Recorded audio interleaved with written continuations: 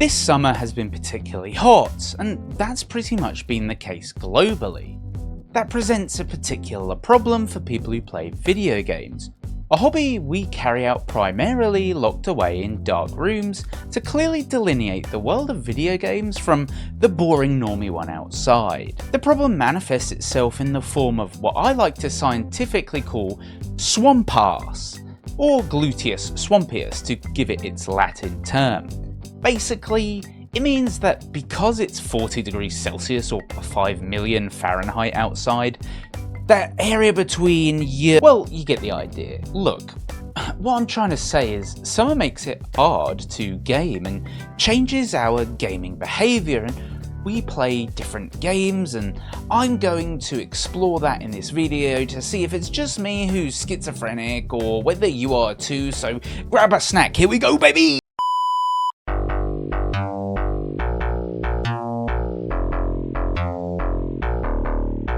Over this scorching hot summer, I took a trip to the Pyrenees Mountains of France thinking that it might be cool up there and I could do things like touch grass and breathe non-toxic air. But boy, was I wrong. It ended up being 40 degrees Celsius and I spent the whole time in a swimming pool. But I did take my Nintendo 3DS with me to game on. In fact, I made a whole video about that which I'll link below. I got to catch up on some of the backlog of 3DS games that I never got around to playing at the time, and I could sit outside and casually play some Hotel Dusk, Ace Attorney and Pokemon. But it got me thinking about how we play video games and how the weather we have affects what kind of games we're in the mood for. My favourite time of year has always been winter and the cold months. Someone who mainly used to be a PC gamer, that's when you can sit in your room comfortably and use your PC as a radiator. But in the summer, it's pure misery. And I've been noticing a pattern that sees my taste in games swing wildly as the weather and temperature changes at each time of year. For example, this summer I've mainly been playing chill casual games like Story of Seasons because they don't require a lot of focus and you can dip in and out of them.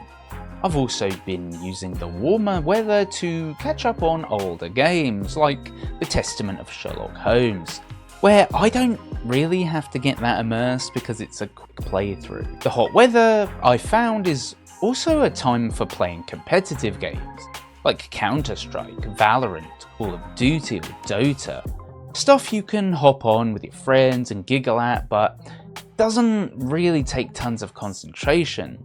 And this is when handhelds really enter their own too, because you can pack up and take them on vacation or just to the local park in the evening to get some cool air. My gaming summers then are usually spent with games that don't really matter.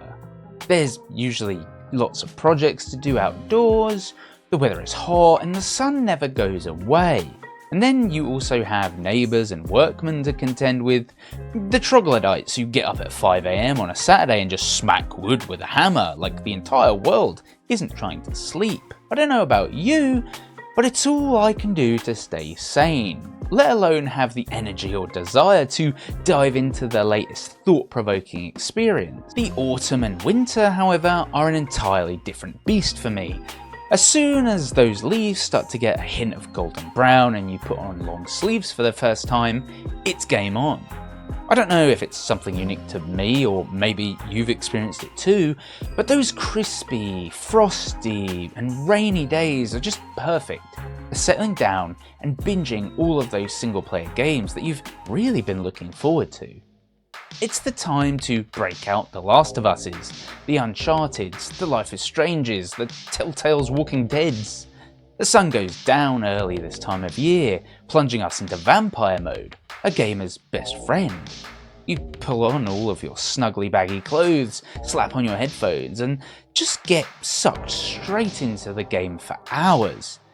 And then when that poignant emotional story beat happens, you feel it because you're engrossed. It's clear that gaming in the winter and the summer are two different beasts entirely, at least for me.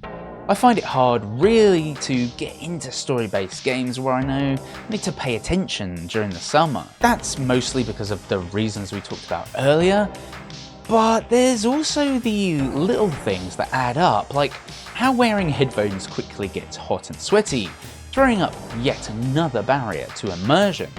I mean, we all know those people who play games in a living room full of screaming family members, but they're the crazy ones, right? How could you possibly play that Lee and Clementine scene in The Walking Dead without the lights off, curtains closed, and fully immersed in what's happening? It's possible that I'm just a summer hater, or perhaps I'm a vampire that detests daylight. But when I think about gaming in the summer, I think of casual, cozy, and fun games when it comes to single player.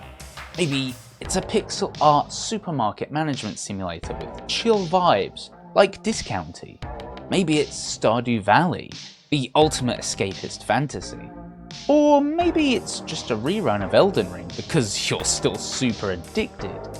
But if we're talking about deep RPGs like The Witcher, narrative stories like God of War, or emotional adventures like Lost Records Bloom and Rage, then these firmly belong to the colder months like autumn and winter, where the vibes match the gameplay. The more I thought about all of this over summer, while slowly getting sunburn that would worry any dermatologist, the more I came to the conclusion that the weather might actually be gaming's biggest enemy.